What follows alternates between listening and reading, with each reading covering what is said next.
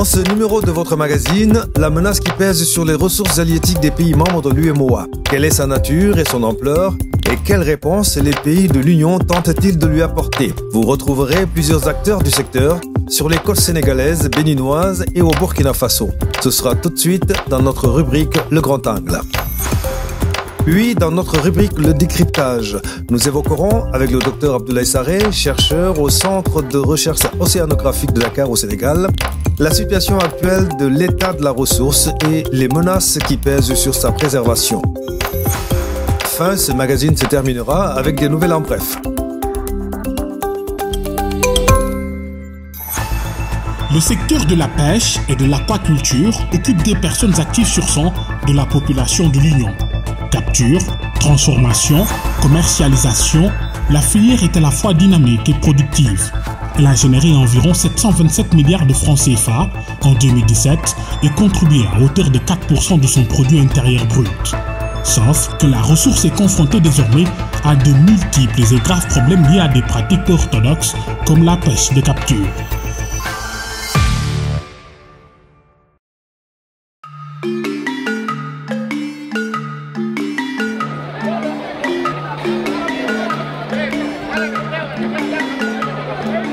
Aussi bien sur les fleuves qu'en mer, la quantité des produits halieutiques tirés de la pêche reste désormais lourdement menacée par sa surexploitation. Il faut alors arrêter la dégradation des écosystèmes de reproduction des produits de la mer et diminuer les volumes de la pêche, avec comme enjeu le maintien de la contribution du secteur à l'économie de l'Union. Plus de 200 milliards de nos francs par an pour les pays côtiers de la zone, une place prépondérante dans leurs échanges internationaux. Aussi, pour harmoniser les politiques nationales de ces États membres et mettre en place des stratégies pour le développement durable de sa pêche et de son aquaculture, ce sont plus de 3 milliards que l'Union a injectés dans le secteur. Objectif, observer et quantifier les ressources de chacun des pays membres et définir une stratégie et des règles pour une gestion commune de la ressource au sein de l'espace. Les campagnes d'évaluation sont capitales pour le suivi de la ressource. C'est un constat global, la raréfaction, la surexploitation de la ressource, aussi bien démersale que pélagique, vraiment. Pratiquement tous les pays, dans tous les pays, leur état varie de la pleine exploitation à la surexploitation. Faire adhérer et faire participer les acteurs du secteur aux mesures édictées, sensibiliser et former des populations, recherche appliquée, mais aussi surveillance constante de l'évolution des ressources et lutte contre la pêche illicite. L'UEMOA appuie désormais les 5 piliers mis en place pour alléger la pression sur ces ressources halieutiques. Une politique de protection des écosystèmes marins qui se traduit depuis par la systématisation d'aires marines protégées et la mise en place de zones de reproduction temporairement interdites à la pêche en concertation avec les artisans pêcheurs. Au bout de ces 15 dernières années, on a remarqué qu'il y a une forte remontée biologique. On a mis des récifs artificiels, on a fait des reboisements et les populations ont vraiment compris l'importance. Et ils ont vraiment adhéré actuellement parce que vous voyez en face, vous voyez aucun pirogue qui est en train de pêcher. Il y a une vingtaine d'années, tous les pirogues pêchaient ici. Il y avait une surexploitation de nos ressources et qui a causé même la disparition de certaines espèces comme les ortolutes et autres. Et vous voyez jusqu'à 20 km d'ici, vous ne voyez pas de pirogues qui pêchent parce que c'est interdit de pêcher dans la zone parce que c'est une zone de reproduction. Cyril, un technicien béninois du secteur de la pêche, pense de son côté que pour préserver la ressource, il faut améliorer les pratiques et techniques de pêche en évitant une trop forte concentration du prélèvement sur une zone donnée et en respectant les règles de protection des écosystèmes marins. 117 pêcheurs au kilomètre carré contre une norme de 14 au kilomètre carré. La pression sur la ressource est énorme.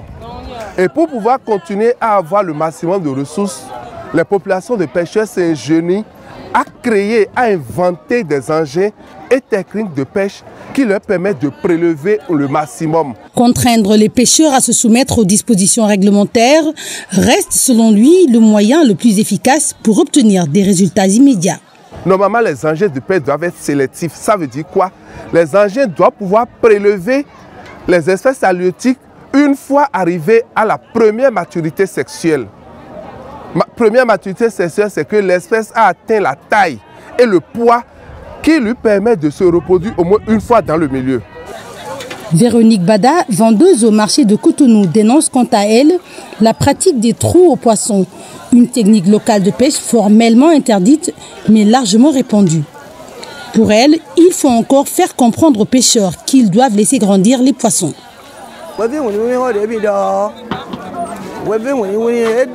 La lutte contre la pêche de petits poissons est une bonne chose, mais il reste encore à faire. Il faut tenir les pêcheurs pour qu'ils comprennent qu'il faut laisser les poissons grandir.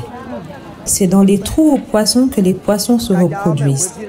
Les autorités doivent comprendre que toutes les associations de pêcheurs n'acceptent pas d'abandonner cette pratique.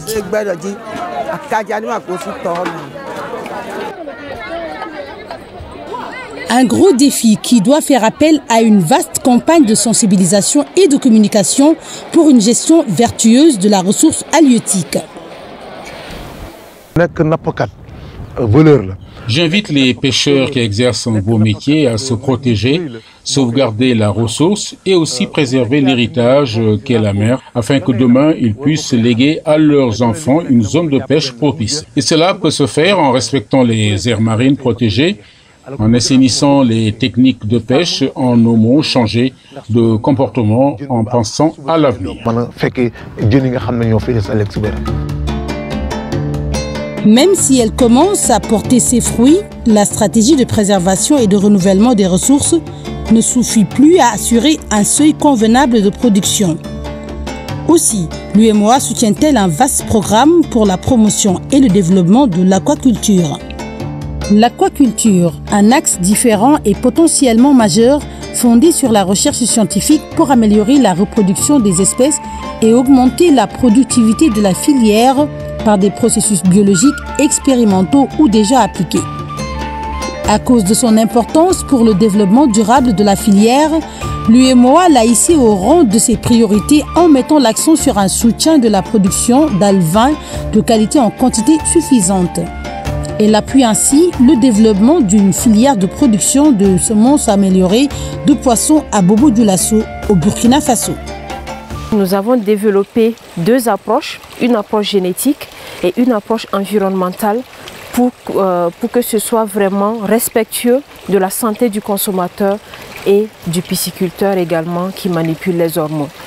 Donc, à l'issue de ces travaux-là, actuellement, on est capable ici de produire des alevins mâles de tilapia du Nil, rien qu'en jouant, en modulant la température d'élevage de l'eau pendant la phase précoce de l'élevage. Ce centre, issu d'une volonté politique, illustre les initiatives mises en place par l'Union et montre l'importance qu'elle accorde au secteur de la pêche et de l'aquaculture. Notre rubrique de décryptage reçoit maintenant Abdoulaye Sarré, chercheur au Centre de recherche océanographique de Dakar. Il a mené au cours des dernières années plusieurs campagnes d'évaluation de la ressource dans l'espace UEMOA.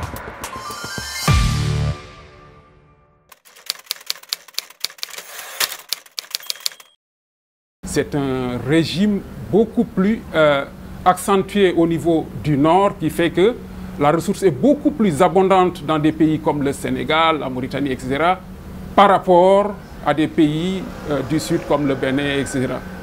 Bon, les petits pélagiques qu'on a eu donc, à évaluer durant cette saison, si je me rappelle bien, disons dans la zone, on devrait tourner autour de 100 000 tonnes, toutes espèces confondues, de petits pélagiques, avec une bonne partie qu'on a pu trouver au niveau de la Côte d'Ivoire, pour être précis, 45 000 maintenant.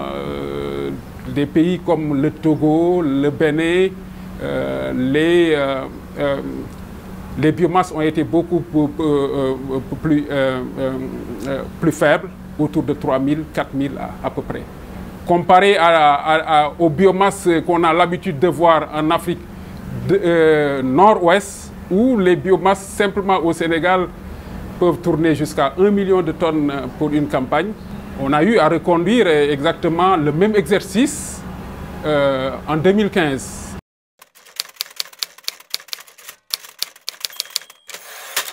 C'est vraiment un moment fort de rencontre entre des scientifiques de la sous-région pour parler et s'occuper, disons, des ressources halieutiques.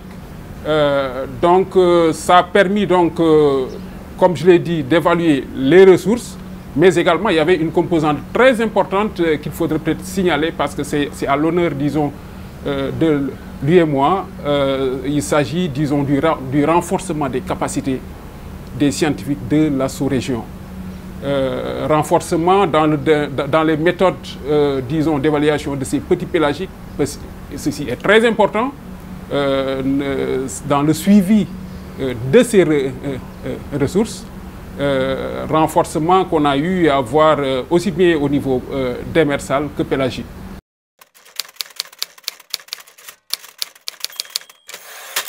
Dans beaucoup de nos pays, il n'y a pas un plan d'aménagement bien précis avec des mesures contraignantes sur la ressource, sur les acteurs, etc.